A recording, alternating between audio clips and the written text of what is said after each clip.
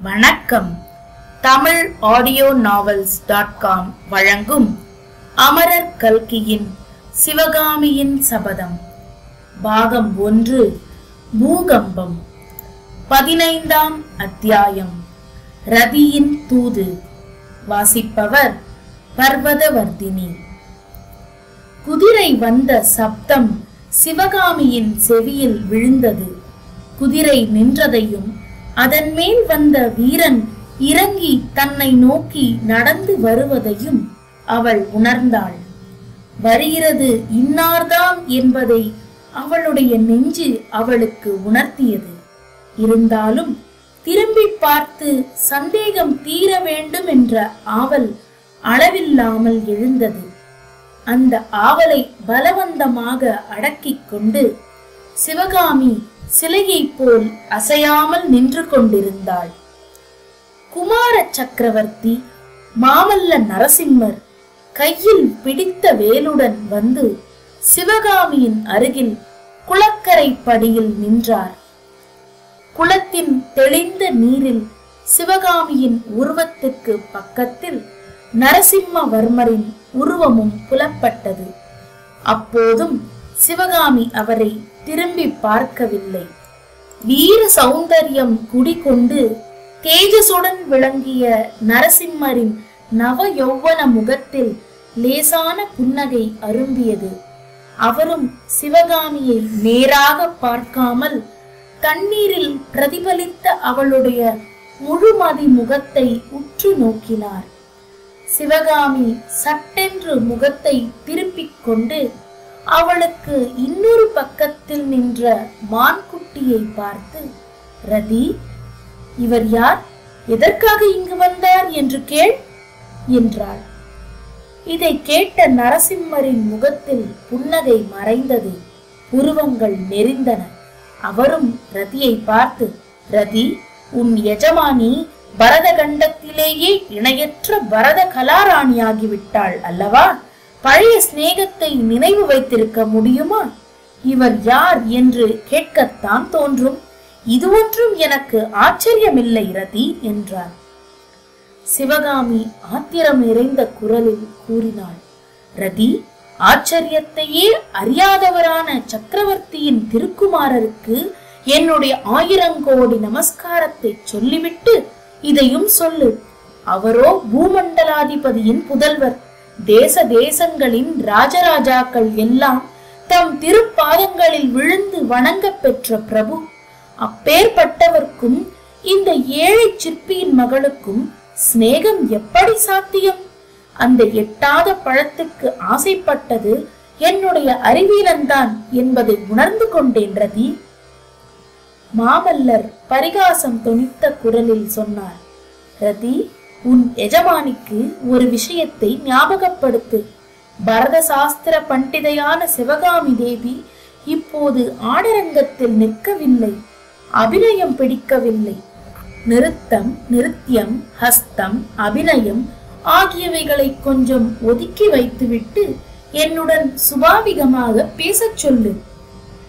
இயற்கையில் செவ்வரி ஓடிய சிவகாமியின் கண்கள் இப்போது கோபத்தினால் கோவைப்பழம் போல் சிவந்தன.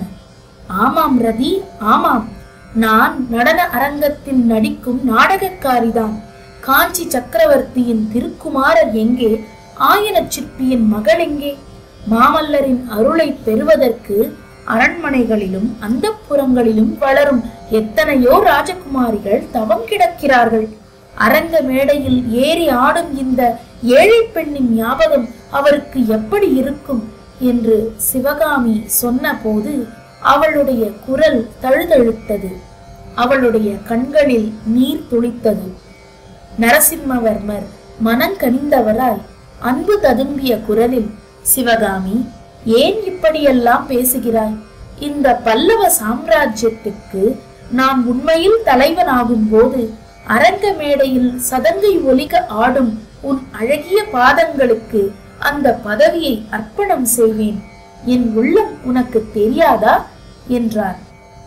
இதனாலும் சிவகாமியின் மனம் மாறவில்லை. மீண்டும் அவள் மான்குட்டியையே பார்த்தவளாய், ரதி, கதைகளிலும் காவியங்களிலும் புருஷர்களுடைய நயவஞ்சகத்தை பற்றி எவ்வளவோ கேட்டறிந்திருக்கிறேன்.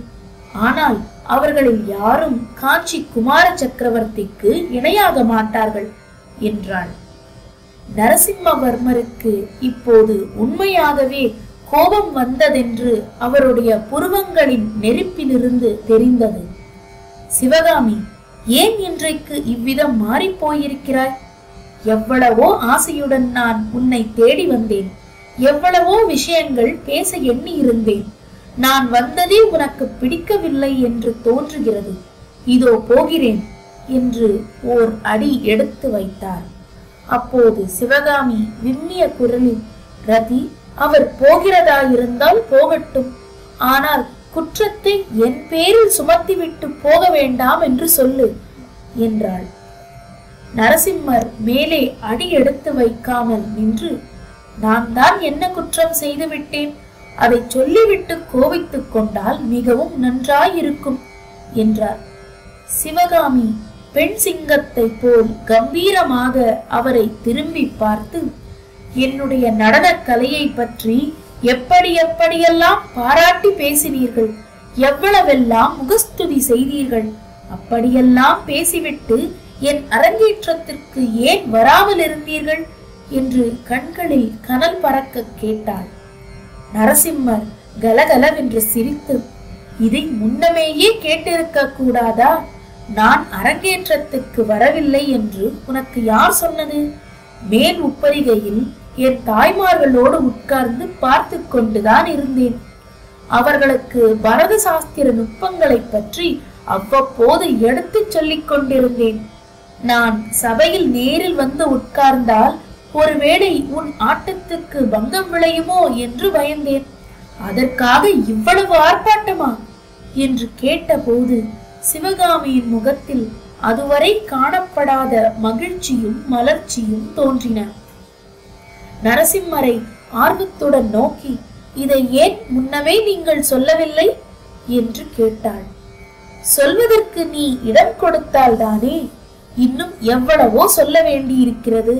உன்னுடைய சிம்மாசனத்தில் உட்கார்ந்து பேசலாம், வா என்று கூறி நரசிம்மர் குளக்கரையில் மரத்தடியில் அமைந்திருந்த பலகையை பார்த்தவாறு சிவகாமியின் கரத்தை பிடித்து அழைத்து போக எத்தனித்தார். சிவகாமியோ அவர் பிடித்த கையை சட்டென்று இழுத்து கொண்டு மானை போல் துள்ளி கரை மீது ஏறினாள். அவர்கள் இருவரும் போய் மரத்தடியில் போட்டிருந்த பலகையில் உட்கார்ந்ததை ரதி தலை நிமிர்ந்து பார்த்து கொண்டிருந்தது. இனி நம்முடைய தூது இவர்களுக்கு தேவையில்லை என்பதை தெரிந்து கொண்டது போல் அது குளத்தோரமாக கருகருவென்று வளர்ந்திருந்த பசும்புல்லை மேயச் சென்றது. இத்துடன் 15ஆம் அத்தியாயம் நிறைவடைந்தது. நன்றி நேயர்களே. மீண்டும் அடுத்த அத்தியாயத்தில் சந்திப்போம். வணக்கம்.